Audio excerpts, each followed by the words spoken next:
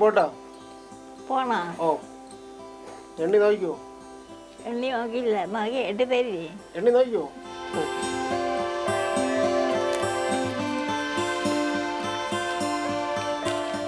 1 2 3 4 5 6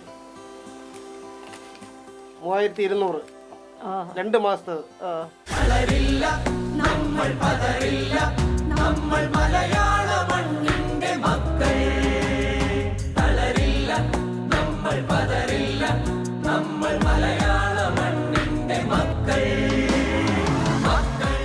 നമസ്കാരം. ഒന്നായി തുടരാമെന്ന പ്രത്യേക പരിപാടിയിലേക്ക് സ്വാഗതം. അപ്പം സാമ്പത്തികമായ പ്രയാസങ്ങളെ അതിജീവിക്കുന്നതിന് വേണ്ടിയിട്ടുള്ള ഇതാണ്. അപ്പം അതിനെ ജനങ്ങളെ കാര്യമായി ബുദ്ധിമുട്ടിക്കാതെ ഉള്ള ശ്രമങ്ങളാണ് നടത്തിയിട്ടുള്ളത്. പക്ഷെ എന്നാലും ചില ബുദ്ധിമുട്ടുകളൊക്കെ ജനങ്ങൾക്കുണ്ടാകും. 2011-2016 കാലത്ത് കേരളത്തിൻ്റെ സാമ്പത്തിക സ്ഥിതി എന്തായിരുന്നു എന്ന് വിളിച്ചു പറയുകയാണ് അന്നത്തെ മുഖ്യമന്ത്രി ഉമ്മൻചാണ്ടി. ഒരൊറ്റ വർഷം 4000 കോടി രൂപയുടെ അധിക ഭാരം ജനങ്ങളിൽ അടിച്ചേൽപ്പിച്ച സർക്കാരാണ് 2011-16 കാലത്ത് കേരളം ഭരിച്ചത്. ജീവനക്കാർക്ക് ശമ്പളവും പെൻഷനും നൽകാൻ 2500 കോടി രൂപ വേണം. എന്നാൽ ട്രഷറിയിൽ അവശേഷിക്കുന്നത് 1000 കോടി രൂപ മാത്രം. സംസ്ഥാനം നേരിടാൻ പോകുന്ന കടുത്ത സാമ്പത്തിക പ്രതിസന്ധി മറികടക്കാനുള്ള നടപടികൾ ഇന്നത്തെ മന്ത്രിസഭാ യോഗത്തിലും ചർച്ച ചെയ്തു. സാമ്പത്തിക അച്ചടക്കം വേണം, യാതൊരു സംശയവുമില്ല. ഈ സർക്കാർ അധികാരത്തിൽ വന്ന ശേഷം ധനവിനിയോഗത്തിലുള്ള അച്ചടക്കമില്ലായ്മ മൂലമുണ്ടായ പ്രതിസന്ധിക്ക് പുറമെയാണ് ആഗോള സാമ്പത്തിക പ്രതിസന്ധി കൂടി പടികടന്നെത്തുന്നത്. സർക്കാർ ആസൂത്രണമില്ലാതെ അധിക തസ്തിക സൃഷ്ടിച്ചതിലൂടെ 3 വർഷം കൊണ്ട് 460 കോടി രൂപയുടെ അധിക ബാധ്യതയാണ് വന്നു ചേർന്നത്. പെൻഷൻ ഫണ്ടിൽ നിന്ന് ഒരു കാരണവശാലും തുക വകമാറ്റി ചെലവ് ചെയ്യാൻ പാടില്ല. മറ്റേതെങ്കിലും മേഖലയിലേക്ക് പെൻഷൻ ഫണ്ട് ഉപയോഗിക്കാനും പാടില്ല. 2011-2013 വർഷങ്ങളിൽ 1,09,420 കുടുംബങ്ങൾക്കാണ് സംസ്ഥാനത്ത് ഇന്ദിര ആവാസ് യോജന പദ്ധതി പ്രകാരം ഭവന നിർമ്മാണത്തിന് ധനസഹായം അനുവദിച്ചത്.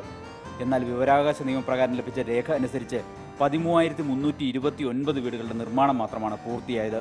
അതായത് 96,091 കുടുംബങ്ങൾക്ക് വീട് ഒരു സ്വപ്നം മാത്രമായി അവശേഷിക്കുന്നു എന്നർത്ഥം. 6 മാസമായി വില പൊളിച്ചിട്ടിട്ട് അവർ ഒരു ഫണ്ട് ഉണ്ടെന്നും പറഞ്ഞുകൊണ്ട് വില പൊളിപ്പിച്ച എന്നെക്കാളും നിർബന്ധം അവർക്കായിരുന്നു. വില പൊളിച്ചോ ഫണ്ട് വന്ന് കിടക്കുമെന്ന് ധൈര്യമായിട്ട് പോയി പാസ്ബുക്ക് എടുത്തോന്ന് പാസ്ബുക്ക് വരെ ഇവിടെ ഇരിപ്പുണ്ട്. ഇതുവരെ ഫണ്ടും ഇല്ല, ഒന്നുമില്ല. അവർ ഫോൺ എടുക്കുന്നില്ല. 6 മാസം മുമ്പ് വീട് അനുവദിച്ചതിനെ തുടർന്ന് ഉണ്ടായിരുന്ന ചോരുന്ന കൂര പൊളിച്ചു മാറ്റി പലരും കടം വാങ്ങിയും മറ്റും തറ കെട്ടിപ്പൊക്കി. എന്നാൽ ഫണ്ട് ലഭിക്കാതായതോടെ കേരയ്ക്കെടുക്കാൻ ഇടമില്ലാത്തതിനാൽ ഇപ്പോൾ താൽക്കാലിക ഷെഡുകളിലും വാടക വീടുകളിലും അഭയം തേടുകയാണ്. 2016 ആകുമ്പോഴേക്കും എന്ന് വെച്ചാൽ UDF സർക്കാരിൻ്റെ അവസാന വർഷം കേരളത്തിൻ്റെ സാമ്പത്തിക സ്ഥിതി അതിരൂക്ഷമായ പ്രതിസന്ധിയിലായി. പെൻഷൻ 18 മാസം കുടിശ്ശിക, ജീവനക്കാരുടെ ശമ്പളം അനിശ്ചിതമായി നീളുന്നു, പെൻഷൻ ആനുകൂല്യം തടഞ്ഞുവെക്കുന്നു. കഴിഞ്ഞ 3 മാസമായി പെൻഷൻ മുടങ്ങിയതിനെ തുടർന്നാണ് KSRTC പെൻഷനേഴ്സ് ഓർഗനൈസേഷൻ അനിശ്ചിതകാല സമരം ആരംഭിച്ചത്. ശമ്പളം ലഭിക്കാത്തതിനെ തുടർന്ന് ജീവനക്കാർ ഓഫീസുകൾ ഉപരോധിച്ചു. ഈ മാസം വന്നപ്പോൾ അത് വളരെ വൈകി. അപ്പോൾ വ്യക്തമായ യാതൊരു മറുപടിയും കിട്ടുന്നില്ല. കിട്ടുമോ ഇല്ലയോ എന്ന് അറിഞ്ഞൂടാ. അപ്പോൾ എല്ലാവരും വളരെ ഉത്കണ്ഠയിലാണ്. 75 ദിവസത്തോളമായി ഈ നെല്ല് നശിച്ചിരിക്കുകയാണ്. ബാങ്കുകളിൽ നിന്നും കടം വാങ്ങിയുമാണ് കൃഷി ഇറക്കിയിരിക്കുന്നത്. കർഷകർ കടക്കണിയിലും ആത്മഹത്യാ ഭീഷണിയിലുമാണ്. നോൺ പ്ലാൻ എക്സ്പെൻഡിച്ചർ ചുരുക്കുക, പ്ലാൻ എക്സ്പെൻഡിച്ചർ പിന്നെ ഇനിയുള്ള 6 മാസക്കാലം അത് വളരെ വേഗത്തിൽ മുമ്പോട്ട് കൊണ്ടുപോകുന്നതിന് വ്യക്തമായിട്ടുള്ള മാർഗനിർദ്ദേശങ്ങളുണ്ടാകും. ഊർജിത കന്നുകാലി വികസന ഉപകേന്ദ്രത്തിലെ 60 കാഷ്വൽ പാർട്ട് ടൈം സ്വീപ്പർമാർക്കാണ് ശമ്പളം മുടങ്ങിയിരിക്കുന്നത്. കുറേ കാലമായിട്ട് കിട്ടുന്നത് 3-4 മാസം കൂടുമാണ് അങ്ങ് ശമ്പളം കിട്ടൽ. ആദ്യം ലഭിച്ചിരുന്നത് 2000 രൂപയാണ്. ജൂൺ മാസം മുതൽ 3500 രൂപയെ വർദ്ധിപ്പിച്ചതായിട്ടാണ് സർക്കാർ ഇവിടുന്ന് അന്വേഷിക്കുക പറയുന്നത്. പരാതി എല്ലാ തലത്തിലും അയച്ചിട്ടുണ്ട്, മന്ത്രിമാർ വരെ. അതിനൊരു മറുപടി ശരിയായതിലും വന്നിട്ടില്ല. 57ാമത് സംസ്ഥാന സ്കൂൾ കായികമേളയ്ക്ക് കൊച്ചിയാണ് വേദിയാകുന്നത്.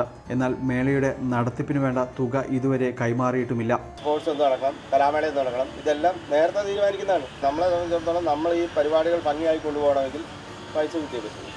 ആ പൈസ എന്ന് പറഞ്ഞാൽ 50% പൈസയെങ്കിലും ഇപ്പം നമുക്ക് തരേണ്ട സമയം കഴിഞ്ഞിരിക്കുന്നു. 22-ാം തീയതി കിട്ടിക്കഴിഞ്ഞാൽ 22-ാം തീയതി കിട്ടിയിരുന്നത് അറിയാൻ മതിയോ? ധനകാര്യ മാനേജ്മെന്റ് കാര്യക്ഷമമാക്കേണ്ടത് ഏതു സർക്കാരിന്റെയും സുഗമമായ പ്രവർത്തനത്തിന് അനിവാര്യമാണ്. നികുതി പിരിവ് ശാസ്ത്രീയ സമീപനങ്ങളിലൂടെ കാര്യക്ഷമമാക്കുകയും അഴിമതിക്കുള്ള പഴുതുകൾ അടയ്ക്കുകയും ചെയ്യുക എന്നതാണ് LDF സർക്കാരിന്റെ സമീപനം. എന്നാൽ നികുതി പിരിവിന് അനാവശ്യമായ സ്റ്റേ നൽകുകയും കുടിശ്ശികക്കാരെ പ്രോത്സാഹിപ്പിക്കുകയും അഴിമതിക്ക് സാധ്യതകൾ തേടുകയും ചെയ്യുക എന്നതാണ് UDFന്റെ സമീപനം. 2006-2011 കാലത്തെ LDF സർക്കാരിന്റെയും 2011-16 കാലത്തെ UDF സർക്കാരിന്റെയും 2016 ശേഷമുള്ള LDF സർക്കാരുകളുടെയും പ്രവർത്തനം വിലയിരുത്തിയാൽ ഇക്കാര്യം ആർക്കും ബോധ്യമാകും. 2006-11 LDF സർക്കാരിന്റെ കാലത്ത് പ്രതിവർഷം ശരാശരി 7.6% സംസ്ഥാന സമ്പദ്ഘടനയുടെ വളർച്ചാ നിരക്ക്. എന്നാൽ 2011-16 UDF സർക്കാരിന്റെ കാലത്ത് വളർച്ചാ നിരക്ക് 6.1% കുറഞ്ഞു. UDF സർക്കാരിന്റെ 5 വർഷ കാലയളവിൽ 1.91 ലക്ഷം കോടി രൂപയുടെ നികുതി സമാഹരണമാണ് ലക്ഷ്യമിട്ടത്. നികുതി പിരിവിൽ സർക്കാർ കാണിച്ച ഉദാസീനതയും നികുതി നടപടികൾക്ക് നൽകിയ അനാവശ്യ സ്റ്റേകളുമാണ് നികുതി പിരിവ് കുറയാൻ ഇടയാക്കിയത്. പിരിച്ചെടുത്ത നികുതി 1.61 ലക്ഷം കോടി രൂപ മാത്രമായിരുന്നു. UDF സർക്കാരിന്റെ അവസാന വർഷത്തിൽ മാത്രം വാങ്ങിക്കൂട്ടിയ കടം 8,250 കോടി രൂപയുടേതായിരുന്നു. 2006-2011 LDF ഭരണകാലത്ത് നികുതി വരുമാന വർധനവ് പ്രതിവർഷം 18% വരെ ആയിരുന്നു. എന്നാൽ UDF സർക്കാരിന്റെ കാലത്ത് നികുതി വളർച്ചാ നിരക്ക് 7.9% മാത്രം. ഇന്ത്യയിലെ ഏറ്റവും മാതൃകാപരമായി സാമൂഹ്യക്ഷേമ പ്രവർത്തനം നടത്തുന്ന സർക്കാരാണ് കേരളത്തിലെ ഇടതുപക്ഷ ജനാധിപത്യ മുന്നണി സർക്കാർ. ഒന്നാം പിണറായി സർക്കാരും രണ്ടാം പിണറായി സർക്കാരും ഈ കാര്യത്തിൽ വളരെയേറെ ശ്രദ്ധ ചെലുത്തിയിട്ടുണ്ട്. 5 വർഷമാണ് കേരളം ഭരിച്ചത് എങ്കിലും UDF സർക്കാർ കേരളത്തിന് ഏൽപ്പിച്ച ആഘാതം ചെറുതല്ല. വിദ്യാഭ്യാസം, ആരോഗ്യം, ഭൂമി, വീട്, ഭക്ഷണം എല്ലാ മേഖലകളിലും സംസ്ഥാനത്തിൻ്റെ സഞ്ചാരം പിന്നോട്ടായി. 2012 മുതൽ 2013 ജൂലൈ വരെ സംസ്ഥാനത്തെ റോഡ് സുരക്ഷയ്ക്കായി 30 കോടി രൂപയാണ് കേരള റോഡ് സുരക്ഷാ അതോറിറ്റി വകയിരുത്തിയത്. എന്നാൽ 12 കോടിയിലധികം രൂപ ചിലവഴിക്കാതെ നഷ്ടമായെന്ന് കണക്കുകൾ വ്യക്തമാക്കുന്നു. അപകടങ്ങൾ തുടർക്കഥയാവുകയും മരിക്കുന്നവരുടെയും പരിക്കേൽക്കുന്നവരുടെയും എണ്ണം ക്രമാതീതമായി ഉയരുകയും ചെയ്യുമ്പോഴാണ് സുരക്ഷയ്ക്കായി നീക്കിവെച്ച കോടികൾ പാഴായിരിക്കുന്നത്. സാമ്പത്തിക പ്രതിസന്ധി മൂലം കഴിഞ്ഞ 3 വർഷമായി പോലീസ് സേനയുടെ നവീകരണത്തിന് ധനവകുപ്പ് പണം നീക്കിവെച്ചിട്ടില്ല. ഇതുമൂലം ലഭിക്കുമായിരുന്ന 65 കോടി രൂപയുടെ കേന്ദ്രവിഹിതമാണ് നഷ്ടമായത്. മേളയുടെ തുടക്കത്തിൽ തന്നെ ഭക്ഷണ കമ്മിറ്റിക്ക് അനുവദിച്ച ഫണ്ട് കുറവാണെന്ന് പരാതി ഉയർന്നിരുന്നു. ഇത് പൂർത്തിയാക്കണമെങ്കിൽ ഈ പറഞ്ഞ രൂപത്തിലുള്ള തുക കിട്ടണമെന്ന് ആവശ്യപ്പെട്ടിട്ടുണ്ട്. മന്ത്രി പറഞ്ഞിട്ടുള്ളത് അത് പരിഹരിക്കുന്നതിനുള്ള എല്ലാ ശ്രമങ്ങളും ഞങ്ങളുടെ ഭാഗത്തുനിന്നുണ്ടാവുമെന്നാണ്. ഫെലോഷിപ്പുകൾ കൃത്യമായി വിതരണം ചെയ്യാത്തതാണ് ഗവേഷക വിദ്യാർത്ഥികളെ കടുത്ത പ്രതിസന്ധിയിലാക്കിയിരിക്കുന്നത്. MG സർവകലാശാല ക്യാമ്പസിലും അനുബന്ധ സെന്ററുകളിലുമായി 162 ഗവേഷക വിദ്യാർത്ഥികളുണ്ട്. ഇവരിൽ പലർക്കും കഴിഞ്ഞ 18 മാസമായി ഫെലോഷിപ്പുകൾ ലഭിച്ചിട്ടില്ല. സംസ്ഥാനത്തെ ട്രഷറികളുടെ പ്രവർത്തനം പൂർണ്ണമായും സ്തംഭിക്കുന്ന രീതിയിലാണ് ധനവകുപ്പിന്റെ സർക്കുലർ. തദ്ദേശ സ്വയംഭരണ സ്ഥാപനങ്ങൾക്കും വിവിധ വകുപ്പുകൾക്കുമുള്ള അലോട്ട്മെന്റുകൾ പൂർണ്ണമായും നിർത്തിവെക്കണമെന്ന് സർക്കുലർ നിർദ്ദേശിക്കുന്നു. 2011 UDF സർക്കാർ അധികാരത്തിൽ വരുമ്പോൾ പൊതുകടം 78,673 കോടി രൂപയായിരുന്നു. 2016 ആയപ്പോഴേക്കും എന്നുവെച്ചാൽ UDF സർക്കാരിന്റെ അവസാന കാലത്ത് സംസ്ഥാനത്തിന്റെ പൊതുകടം 1,59,350 കോടി രൂപയായി ഉയർന്നു. ഏതാണ്ട് ഇരട്ടി. UDF സർക്കാർ പ്രതിവർഷം 8,472 കോടി രൂപയുടെ നികുതി ഭാരമാണ് ജനങ്ങൾക്ക് മുന്നിൽ അടിച്ചേൽപ്പിച്ചത്. സ്വന്തം പിടിപ്പുകേട് മറച്ചുപിടിക്കാൻ വലിയ തോതിൽ നുണപ്രചാരണവുമായി രംഗത്തെത്തി UDF നേതാക്കൾ. റവന്യൂ വരുമാനത്തിൻ്റെ 80% ശമ്പളവും പെൻഷനും നൽകാനാണ് നീക്കിവെക്കുന്നത് എന്നായിരുന്നു UDF നേതാക്കളുടെ പ്രചാരണം. എന്നാൽ യാഥാർത്ഥ്യം മറ്റൊന്നായിരുന്നു. ശമ്പള ഇനത്തിൽ വേണ്ടിവരുന്നത് റവന്യൂ വരുമാനത്തിൻ്റെ 32% മാത്രം. പെൻഷൻ ആനുകൂല്യങ്ങൾ നൽകുവാനായി 15%-മാണ് രേഖകൾ സൂചിപ്പിക്കുന്നത്. സംസ്ഥാനത്തിൻ്റെ മൊത്തം വരുമാനം 2023-24 കാലയളവിൽ 1,24,488 കോടി രൂപയായിരുന്നു. അത് 2024-25 വർഷമായപ്പോൾ 1,24,861 കോടി രൂപയായി വർദ്ധിച്ചു. തനതു വരുമാനത്തിൽ 3.1% വർധനവും രേഖപ്പെടുത്തി. ഓരോ വർഷവും കേന്ദ്രവിഹിതം കുത്തനെ കുറയ്ക്കുകയാണ് കേന്ദ്ര സർക്കാർ ചെയ്തുകൊണ്ടിരിക്കുന്നത്. 2015-16 കേന്ദ്രവിഹിതം 31% മാത്രമായിരുന്നു. അത് 2023-24 27% കുറച്ചു. കേന്ദ്രത്തിൻ്റെ സംസ്ഥാനങ്ങളോട് പൊതുവിൽ ഉള്ള ഒരു അവഗണന സമീപനമുണ്ട്. സംസ്ഥാനങ്ങൾക്ക് കൊടുക്കുന്ന നികുതി വരുമാനത്തിലെ വിഹിതവുമൊക്കെ കുറയുന്നൊരു സാഹചര്യമുണ്ട്. കേരളത്തിനോട് കൂടുതൽ പ്രതികൂലമായിട്ടൊരു സമീപനമുണ്ട്. അത് നമ്മൾ ജനസംഖ്യാ നിയന്ത്രണത്തിൽ നമ്മൾ കൈവരിച്ച നേട്ടം, അതുപോലെ തന്നെ നമ്മൾ പെർ ക്യാപിറ്റ ഇൻകത്തിൻ്റെ കാര്യത്തിൽ വളരെ ഉയർന്നൊരു സംസ്ഥാനമായതുകൊണ്ട് അതിൻ്റെ പേരിലെല്ലാം നമുക്ക് നികുതി വിഹിതത്തിൽ കുറവ് ഉണ്ടാകുന്നുണ്ട്. അതുപോലെ തന്നെ വായ്പ എടുക്കാൻ സമ്മതിക്കുന്നില്ല. അപ്പോൾ അതുകൊണ്ട് കേരളത്തിലെ ജനങ്ങൾ ആഗ്രഹിക്കുന്ന തരത്തിൽ വികസനക്ഷേമ പ്രവർത്തനങ്ങൾ എല്ലാ നിലയിലും മുമ്പോട്ട് കൊണ്ടുപോകാൻ പരിമിതികളുണ്ട്. പക്ഷേ ആ പരിമിതികളെ നമുക്ക് ഓവർകം ചെയ്യാൻ കഴിയുക എങ്ങനെയാണ്? തീർച്ചയായിട്ടും നമ്മുടെ വരുമാനം പരമാവധി വർദ്ധിപ്പിച്ചുകൊണ്ട് നമ്മുടെ സാധ്യതകൾ പരമാവധി ഉപയോഗപ്പെടുത്തി അനാവശ്യമായ ചെലവുകൾ പരമാവധി ഒഴിവാക്കി വികസനക്ഷേമ പ്രവർത്തനങ്ങൾക്ക് പണം കണ്ടെത്തുക എന്നുള്ളതാണ്. അതിൽ കേരളം വിജയിച്ചു എന്നുള്ളതാണ് നിയമസഭയിൽ വെച്ചിട്ടുള്ള കണക്കുകളാണെങ്കിലും CAG-യുടെയും അതുപോലെ തന്നെ RBIയുടെയും അതുപോലെ ഫിനാൻസ് കമ്മീഷൻ്റെ എല്ലാം കണക്കുകൾ കാണിക്കുന്നത്. നമ്മുടെ സംസ്ഥാനത്ത് പ്രതിപക്ഷ വരുമാനവും ചെലവും റെക്കോർഡ് നിലവിലേക്ക് ഉയർന്നിട്ടുണ്ട്. ഈ കഴിഞ്ഞ 5 വർഷം അത് വളരെ ഉയർന്ന നിലവാരത്തിലേക്ക് പ്രതിവർഷ വരുമാനമാണെങ്കിലും പ്രതിപക്ഷ ചെലവുകളാണെങ്കിലും അതെല്ലാം കേരളത്തിന് മുമ്പിലുള്ള കണക്കുകളാണ്.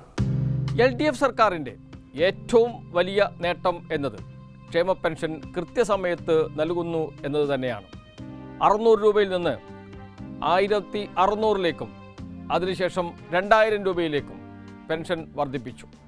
62 ലക്ഷം പേർക്കാണ് പെൻഷൻ നൽകുന്നത്. എന്നാൽ UDF സർക്കാരിൻ്റെ കാലത്ത് അത് വെറും 34 ലക്ഷം മാത്രമായിരുന്നു. പെൻഷൻ തുകയോ 600 രൂപയും.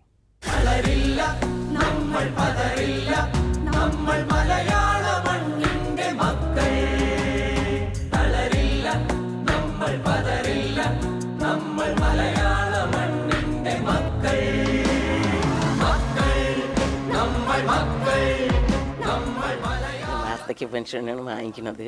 അതുകൊണ്ടൊക്കെയാണ് നമ്മൾ ചിലവുകൾ നടക്കുന്നത്. മാസം ഒരു 2000 രൂപയെങ്കിലും വേണം മരുന്നിന് തന്നെ. അതൊക്കെ കൊണ്ടാണ് ജീവിക്കുന്നത്. എനിക്കും ക്ഷേമ പെൻഷൻ കിട്ടുന്നുണ്ട്. എൻ്റെ മരുന്നും മറ്റു കാര്യങ്ങളെല്ലാം നടന്നുകൊണ്ട് സർക്കാർ കൃത്യമായിട്ട് പെൻഷൻ വീട്ടിൽ തരുന്നുണ്ട്. എനിക്ക് കാലും ഒന്ന് വയ്യാത്ത ഒരു പേഷ്യൻ്റാണ്. അപ്പോൾ അതിന് വേണ്ടി എനിക്കൊരു ഉപകാരം സർക്കാർ ചെയ്യുന്നത് എനിക്കൊരു വലിയൊരു സഹായമാണ്. കേരളത്തിലെ ഇടതുപക്ഷ ജനാധിപത്യ മുന്നണി വളരെ കൃത്യമായി ജനക്ഷേമകരമായ പരിപാടികൾ നടക്കുകയും ജനങ്ങൾക്കൊപ്പം നിൽക്കുകയും ചെയ്യുന്ന ഒരു മുന്നണിയാണ്. 2 സർക്കാരുകൾ തുടർച്ചയായി കേരളത്തിൽ അധികാരത്തിൽ വന്ന ഈ കാലത്താണ് ഏറ്റവും കൂടുതൽ ജനക്ഷേമ പ്രവർത്തനം നടന്നത്. 1-ാം പിണറായി സർക്കാരിൻ്റെ സമയത്ത് അതിനു മുമ്പുണ്ടായിരുന്ന പല ഇനങ്ങളിലുള്ള കുടിശ്ശിക 18 മാസം വരെയുള്ള കുടിശ്ശിക തീർത്ത് ആ 600 രൂപ മാസ പെൻഷൻ എന്നുള്ളത് 1600 വരെ എത്തിച്ചിരുന്നു. ആ തുക എല്ലാം കൂടി 35,000 കോടിയോളം രൂപയാണ് 1-ാം പിണറായി സർക്കാരിൻ്റെ 5 വർഷക്കാലം കൊണ്ട് കൊടുത്തത്, പഴയ 18 മാസ കുടിശ്ശിക ഉൾപ്പെടെ. അത് 2-ാം പിണറായി സർക്കാർ വന്നപ്പം 1600 രൂപയാക്കി വർദ്ധിപ്പിച്ചത് ഫലത്തിൽ ഏറ്റവും കൂടുതൽ കൊടുക്കേണ്ടി വന്ന അവസാനമാണ്. ആ ഗവൺമെൻറ് അവസാന കാലത്താണ് 200, 400 രൂപ വർദ്ധിപ്പിക്കുന്നത്. ഏപ്രിൽ 1 മുതൽ, ഏപ്രിൽ 3 ഇലക്ഷൻ നടന്നു, ഏപ്രിൽ 1 മുതലാണ് പുതിയ ക്ഷേമ പെൻഷൻ 1600 ആയത്. അപ്പോൾ ആ പെൻഷൻ ഉൾപ്പെടെ എല്ലാം വളരെ കൃത്യമായി കൊടുക്കുവാൻ 2-ാം പിണറായി സർക്കാർ നടപടിയെടുത്തിട്ടുണ്ട്. അതിപ്പോൾ 2000 രൂപയായി വർദ്ധിപ്പിച്ചു. ഇതുവരെ ഏകദേശം കൊടുത്തിരിക്കുന്നത് 45,000 കോടി രൂപയ്ക്ക് മുകളിലാണ്. ഈ ഒരു ഈ സാമ്പത്തിക വർഷം അവസാനിക്കുമ്പോൾ അല്ലെങ്കിൽ 2-ാം പിണറായി സർക്കാരിൻ്റെ 5 വർഷം പൂർത്തീകരിക്കുമ്പോൾ 55,000 കോടി രൂപയോളം പെൻഷൻ എത്തും. അതായത് 35,000 കോടി രൂപയാണ് 1-ാം പിണറായി സർക്കാർ കൊടുത്തത്, പഴയ കുടിശ്ശിക അടക്കം ഉണ്ടായിരുന്നു. അതിൽ നിന്നും കൃത്യമായി 1600 രൂപ വെച്ച് കൊടുക്കാൻ തുടങ്ങിയത് മുതൽ ഇങ്ങോട്ട് വന്ന് ഏറ്റവും ഒടുവിൽ 2000 രൂപയാക്കി വർദ്ധിപ്പിച്ചപ്പം 55,000 കോടിയോളം രൂപ വരും ഇപ്പോൾ അത് കൊടുക്കേണ്ട കണക്കെന്നാണ്. കാരണം ഉമ്മൻചാണ്ടി സർക്കാരിൻ്റെ കാലത്ത് 35 ലക്ഷത്തിൽ താഴെയായിരുന്നു ആകെ കൊടുത്തിരുന്ന പെൻഷൻ. ഇപ്പോൾ അത് 62 ലക്ഷത്തോളം ആയിട്ടുണ്ട്. അത് കൃത്യമായി കൊടുക്കുന്നു എന്നുള്ളതാണ് ഏറ്റവും പ്രധാനപ്പെട്ടത്. ഉറപ്പുള്ള വാക്കിൽ നിന്നും ഉയർക്കുന്ന നേരും കൊണ്ടേ ഉടച്ചൊന്നു വാർത്തു നമ്മൾ നാടിൻ രൂപം.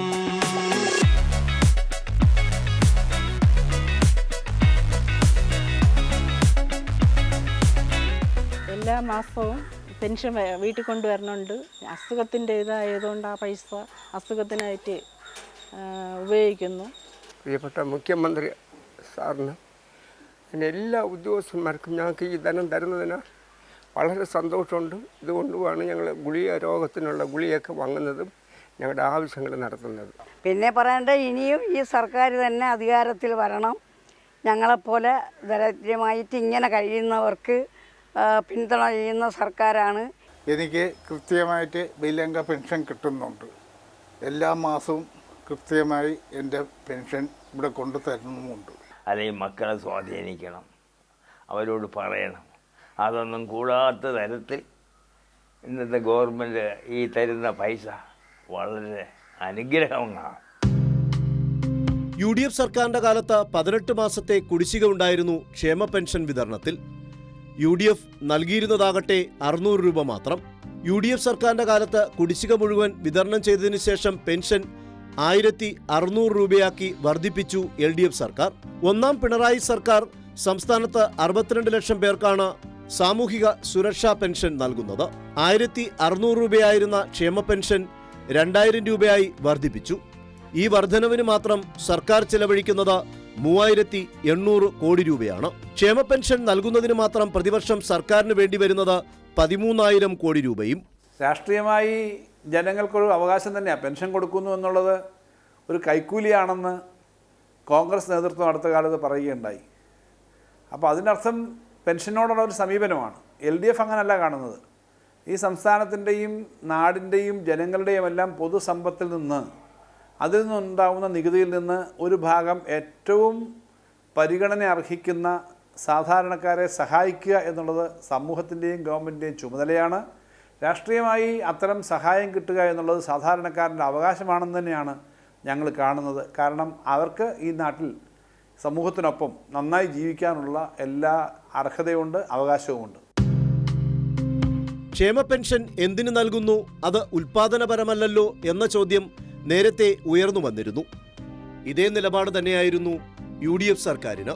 അതുകൊണ്ട് പെൻഷൻ വിതരണത്തിന് വലിയ പ്രാധാന്യമൊന്നും UDF സർക്കാരിൻ്റെ കാലത്ത് നൽകിയിരുന്നില്ല. അതാണ് 18 മാസത്തെ കുടിശ്ശിക വരുത്താൻ കാരണം. സാമ്പത്തിക പ്രതിസന്ധിക്ക് പരിഹാരമാകാൻ ആദ്യം കൈയിട്ടത് പെൻഷൻകാരുടെ ചട്ടിയിൽ.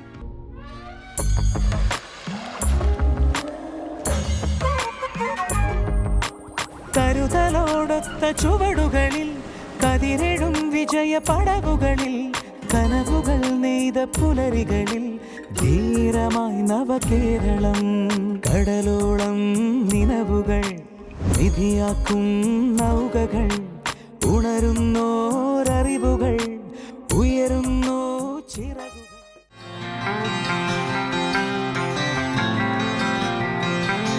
കേരളത്തിന്റെ വികസന മുന്നേറ്റങ്ങളെ ദേശീയ അന്തർദേശീയ ഏജൻസികളും മാധ്യമങ്ങളും അംഗീകരിക്കുകയാണ്. കേന്ദ്ര സർക്കാരിന്റെ കൺട്രോളർ ആൻഡ് ഓഡിറ്റർ ജനറലിന്റെ ഏറ്റവും പുതിയ റിപ്പോർട്ടിൽ കേരളത്തിന്റെ സാമ്പത്തിക രംഗം മികച്ച നിലയിലാണെന്നാണ് ചൂണ്ടിക്കാട്ടുന്നത്. എന്നാൽ ധനപരമായ ഞെരുക്കം നാം നേരിടുന്നു. ഇതിന്റെ കാരണം കേന്ദ്രം കേരളത്തിന് മേൽ ചുമത്തുന്ന സാമ്പത്തിക ഉപരോധമാണ്. സംസ്ഥാനത്തിനുള്ള ന്യായമായ സാമ്പത്തിക വിഹിതം നിഷേധിച്ചും അർഹമായ കടമെടുപ്പ് തടഞ്ഞുവെച്ചും കേരളത്തിന്റെ സാമ്പത്തിക സ്രോതസ്സുകൾ കേന്ദ്രം തടയുകയാണ്. സംസ്ഥാനത്തിന്റെ തനതു വരുമാനത്തിൽ വലിയ വളർച്ചയുണ്ടാക്കാൻ സർക്കാരിന് കഴിഞ്ഞു. അതിലൂടെ എല്ലാ വിഭാഗത്തിൽപ്പെട്ടവർക്കും സഹായമെത്തിക്കാൻ സംസ്ഥാന സർക്കാരിന് കഴിഞ്ഞു. നഷ്ടത്തിലായ പൊതുമേഖലാ സ്ഥാപനങ്ങൾ ലാഭത്തിലാക്കാൻ സർക്കാരിന് സാധിച്ചു. KSRTCക്ക് പ്രതിമാസം സംസ്ഥാന ഖജനാവിൽ നിന്ന് 120 കോടി രൂപയാണ് നൽകുന്നത്. എല്ലാ മാസവും 1-ാം തീയതി തന്നെ KSRTC ജീവനക്കാർക്ക് ശമ്പളവും പെൻഷനും നൽകുവാൻ ഇതിലൂടെ സാധിക്കുന്നു. ഉമ്മൻചാണ്ടി സർക്കാർ 2011 മുതൽ 2016 വരെ KSRTCക്ക് നൽകിയത് 1466.79 കോടി രൂപ. എന്നാൽ ഒന്നാം പിണറായി സർക്കാർ 5002.13 കോടി രൂപയും രണ്ടാം പിണറായി സർക്കാർ 2021-24 വരെ 4 വർഷം മാത്രം 7904 കോടി രൂപയും നൽകി. LDF സർക്കാരിന്റെ പൊതുമേഖലയോടുള്ള സമീപനമാണ് ഇക്കാര്യത്തിലൂടെ വ്യക്തമാകുന്നത്. വിദ്യാഭ്യാസ മേഖലയ്ക്ക് UDF സർക്കാർ നൽകിയത് 58,525.99 കോടി രൂപ. ഒന്നാം പിണറായി സർക്കാർ മാത്രം നൽകിയത് 90,136.13 കോടി രൂപയാണ്. രണ്ടാം പിണറായി സർക്കാർ 4 വർഷം നൽകിയത് 92,827.27 കോടി രൂപ. ഭക്ഷ്യ പൊതുവിതരണ വകുപ്പിന് ഉമ്മൻചാണ്ടി സർക്കാർ 2011-16 കാലത്ത് നൽകിയത് 5,194.98 കോടി രൂപ മാത്രം. എന്നാൽ ഒന്നാം പിണറായി സർക്കാർ 11,942.58 കോടി രൂപ നൽകി. രണ്ടാം പിണറായി സർക്കാർ 9,304 കോടി രൂപയും നൽകിയിട്ടുണ്ട്. കാർഷിക മേഖലയ്ക്ക് പിണറായി സർക്കാർ നൽകിയത് 24,941.84 കോടി രൂപ. എന്നാൽ ഉമ്മൻചാണ്ടി സർക്കാർ നൽകിയതാകട്ടെ 10,026 കോടി രൂപ മാത്രം. ഇങ്ങനെ എല്ലാ വിഭാഗം ജനങ്ങൾക്കും സഹായമെത്തിക്കാൻ കഴിഞ്ഞതാണ് ധനവകുപ്പിന്റെ പ്രധാന നേട്ടം. വളരെ കാര്യക്ഷമമായ ആസൂത്രണത്തിലൂടെയും ലക്ഷ്യബോധത്തോടെയും നടത്തിയ പ്രവർത്തനങ്ങളാണ് ധനവകുപ്പിൽ ഫലം കണ്ടത്. പൂർണ്ണമായും തകർന്ന സമ്പദ് വ്യവസ്ഥയാണ് LDF സർക്കാർ കൈപിടിച്ച് ഉയർത്തിയത്. അതും മഹാപ്രളയത്തിൻ്റെയും ദുരന്തങ്ങളുടെയും ഇടയിൽ നിന്ന്. LDF അല്ല അധികാരത്തിലെങ്കിൽ കേരളം ഒരു സംശയവും വേണ്ട നിലയില്ലാ കയത്തിലേക്ക് വീണുപോകുമായിരുന്നു. അതുകൊണ്ട് തന്നെ ഇനിയും മുന്നേറണം കേരളത്തിന്. അതിന് LDF സർക്കാർ തുടരണം. ഒന്നായി തുടരാം പുതിയ കാലത്തിലേക്ക്, നവ കേരളത്തിലേക്ക്.